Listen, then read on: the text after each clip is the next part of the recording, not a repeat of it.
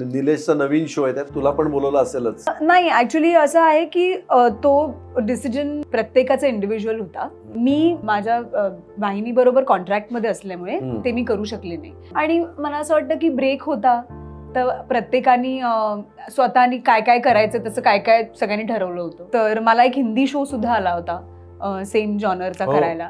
तर तोही मी केला नाही कारण का खरोखरच मला ब्रेकची गरज होती. इमिजिएटली परत त्या प्रोसेसमध्ये परत जायला मी स्वतःच रिफ्रेश झालेले नव्हते. मी खरोखर काही नवीन देऊ शकणार होते का पुन्हा इथलं सगळं रेपिटेटिव्ह मला तिथे करावं लागणार होतं. तर ते खरं तर मला करायचं नव्हतं कारण मला खरोखरच एक आपण म्हणतो ना की थांबून पुन्हा एकदा नव्याने फ्रेश काहीतरी नवीन आयडियाज नवीन कॅरेक्टर्स असं काहीतरी किंवा काहीच नाही तर क्लीन स्लेटनी परत सुरुवात करायची. आय एम शुअर की आता परत पुढच्या 1-1.5-2 महिन्यामध्ये आय एम शुअर की काहीतरी प्लॅनिंग मध्ये तर डेफिनेटली असणारच आहे.